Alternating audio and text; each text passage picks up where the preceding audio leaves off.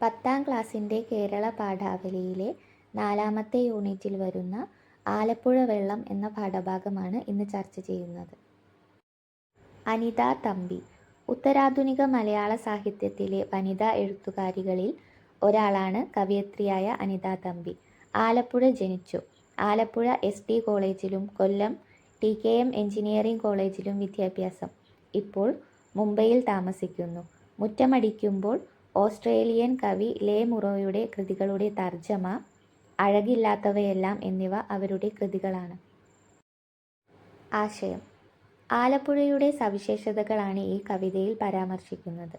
ആലപ്പുഴയിലെ കരിമണ്ണ് പോലെ കറുത്തിരിക്കുന്ന ആലപ്പുഴ നാട്ടുകാരി കവിതയിൽ എഴുതുമ്പോൾ ജലം എന്നാണ് എഴുതിയത്. ഇത് വായിച്ച കവി ആറ്റൂർ രവിവർമ്മ അവളോട് ചോദിക്കുന്നു, ജലം എന്നതിന് പകരം വെള്ളം എന്നെഴുതുന്നത് അല്ലേ നല്ലതെന്ന്. അവളുടെ മുടി തെങ്ങോലമെടഞ്ഞതുപോലെയാണ്.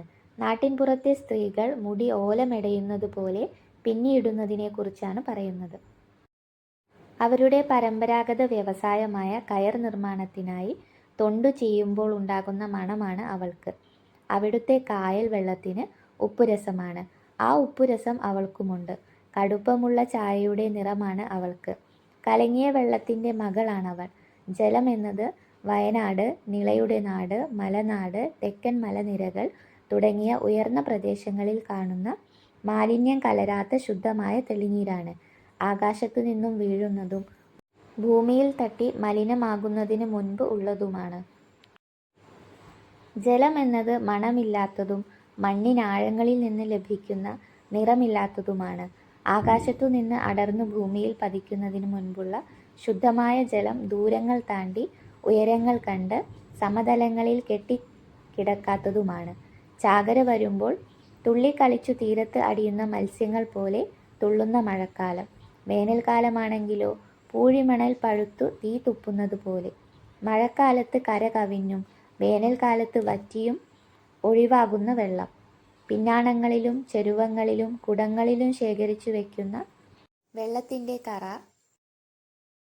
ആ പാത്രങ്ങളിൽ ചെതുമ്പലായി തേച്ചാലും ഉരച്ചാലും മാഞ്ഞു പോകാതെ പറ്റിപ്പിടിച്ചിരിക്കുന്നത് ശുദ്ധജലമില്ലാത്തതിൻ്റെ വേദനയായി മാറുന്നു. കനാലുകൾ, ബോട്ട് ജെട്ടി, കല്ലിൻ്റെയും ഇരുമ്പിൻ്റെയും പാലങ്ങൾ, കുളം, കായൽ എന്നിവിടങ്ങളിലെല്ലാം പായൽ കെട്ടിയിരിക്കുന്നു.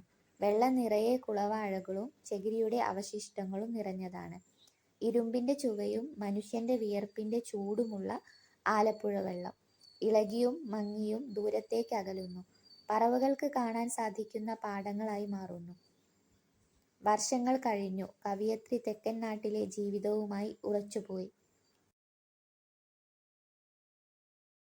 എന്നിട്ടും ആലപ്പുഴയെക്കുറിച്ച് എഴുതാൻ വേണ്ടി ഓർമ്മയിൽ പരതുമ്പോൾ ആലപ്പുഴ നിറക്കാരിയെന്നോ ആലപ്പുഴ മുടിക്കാരിയെന്നോ ജലമെന്നോ വെള്ളമെന്നോ എഴുതേണ്ടതെന്നറിയാതെ തിരിയുകയാണ്. എന്തെഴുതണമെന്നറിയാതെ തൊണ്ട വരണ്ടു പോകുന്നു. വിശകലനം: ആലപ്പുഴ എന്ന ദേശത്തിൻ്റെ സവിശേഷതകൾ അടയാളപ്പെടുത്തുന്ന കവിതയാണ് ആലപ്പുഴ വെള്ളം. ആലപ്പുഴയുടെ പ്രധാന ഭൂമിശാസ്ത്രപരമായ പ്രത്യേകതകൾ അവിടുത്തെ കായലുകളാണ്. പച്ചപ്പ് നിറഞ്ഞ തെങ്ങിൻ തോപ്പുകൾ, അതിരുകളില്ലാത്ത തടാകങ്ങൾ, നിശബ്ദമായ കായലുകൾ എന്നിവയാൽ ഈ പ്രദേശം ആകർഷകമാണ്. ഇവയെല്ലാം ചേർന്ന് ആലപ്പുഴയെ കിഴക്കിൻ്റെ വെന്നീസ് എന്ന് വിശേഷിപ്പിക്കുന്നു. സമുദ്രനിരപ്പിൽ നിന്നും താഴ്ന്ന പ്രദേശമാണ് ആലപ്പുഴയിലെ കുട്ടനാട്. കവിതയിലുടനീളം ആലപ്പുഴ എന്ന ദേശത്തെ ഒരു പെൺകുട്ടിയായി സങ്കല്പിക്കുകയാണ് കവി. ആലപ്പുഴ നാട്ടുകാരി എന്നു പറഞ്ഞ് അവളെ പരിചയപ്പെടുത്തുന്ന കവി ആലപ്പുഴയുടെ ഭൂപ്രകൃതിയുമായി ആ പെൺകുട്ടിയെ ചേർത്തിണക്കുന്നു. ആലപ്പുഴയിലെ മണ്ണിന് കറുപ്പ് നിറമാണ്. ആ കരിമണ്ണിൻ്റെ നിറമാണവൾക്ക്. തെങ്ങുകളാൽ സമൃദ്ധമാണ് ആലപ്പുഴ. അതുകൊണ്ടുതന്നെ മെടന്നോല മുടിക്കാരി എന്ന പ്രയോഗം ഓലമേഞ്ഞ വീടുകളും കായലോരങ്ങളിലേക്ക് ചാഞ്ഞു നിൽക്കുന്ന തെങ്ങുകളെയും അനുസ്മരിപ്പിക്കുന്നു. കയർ നിർമ്മാണം ആലപ്പുഴയിലെ ഏറ്റവും പ്രധാനപ്പെട്ട ഒരു വ്യവസായമാണ്. അതുകൊണ്ടുതന്നെ അവിടുത്തെ അന്തരീക്ഷത്തിന് തൊണ്ടുചീന മണമുണ്ട്. കവി പറയുന്ന പെൺകുട്ടിക്ക് തൊണ്ടുചീന മണമാണ്. ഉപ്പു ചേർന്ന രുചിയാണ്. താഴ്ന്ന പ്രദേശമായതുകൊണ്ടും വേലിയേറ്റവും വേലിയിറക്കവും കാരണവും കായലിലെ വെള്ളത്തിന് ഉപ്പുരസമാണ്. കായലുകളിലെയും തോടുകളിലെയും എല്ലാം വെള്ളം കലങ്ങിയതാണ്. ആ കലശുവെള്ളത്തിൻ്റെ മകളാണവൾ. ഒരു പെൺകുട്ടിയുടെ ബാഹ്യവർണ്ണനയിലൂടെ ആലപ്പുഴയുടെ ഭൂപ്രകൃതിയുടെ സവിശേഷതകളെ വായനക്കാരന് പരിചയപ്പെടുത്തുന്നു. പിന്നീട് വരുന്ന വരികളിൽ ഒരു ആലപ്പുഴക്കാരിയെ സംബന്ധിച്ച് ജലം എന്നാൽ എന്താണ് എന്ന് പറയുന്നുണ്ട്. ആലപ്പുഴയുടെ 4 ഭാഗവും വെള്ളമാണെങ്കിലും വലിയ തോതിൽ ശുദ്ധജലക്ഷാമം അവർ നേരിടുന്നു. അവരുടെ ഗതാഗത മാർഗവും വാണിജ്യവും വ്യവസായവും എല്ലാം അവർക്കു ചുറ്റുമുള്ള ജലസ്രോതസ്സുകളെ ആശ്രയിച്ചാണെങ്കിലും ശുദ്ധജലം വളരെ കുറവാണ്. അതുകൊണ്ടുതന്നെ അവർക്ക് ജലം എന്നത് മലയോര പ്രദേശങ്ങളിൽ കാണുന്ന മണവും നിറവുമില്ലാത്ത തെളിനീരാണ്. പിന്നീടുള്ള വരികളിൽ വെള്ളമുള്ളതിൻ്റെയും ഇല്ലാത്തതിൻ്റെയും ബുദ്ധിമുട്ട് ഒരുപോലെ അവർ അനുഭവിക്കുന്നതിനെക്കുറിച്ചാണ് പറയുന്നത്. മഴക്കാലത്ത് ചാകര വരുന്നതുപോലെയാണ്, നിറഞ്ഞു കവിഞ്ഞു വെള്ളം വരികയാണ്. അപ്പോൾ വെള്ളപ്പൊക്കം കൊണ്ട് ബുദ്ധിമുട്ടേണ്ടി വരുന്നു. വേനൽക്കാലത്താണെങ്കിലോ ശുദ്ധജലത്തിന് വേണ്ടി നട്ടം തിരിയേണ്ടി വരുന്നു.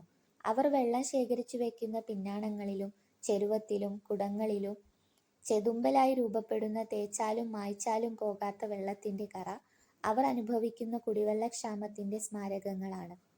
വെള്ളത്തിൻ്റെ നാട്ടിൽ കുടിവെള്ളത്തിനായി അലയേണ്ടി വരുന്ന ജനങ്ങളുടെ കഷ്ടപ്പാടും ദുരിതവുമാണ് വെള്ളത്തിൻ്റെ വേദനയായി കവി ചിത്രീകരിക്കുന്നത്.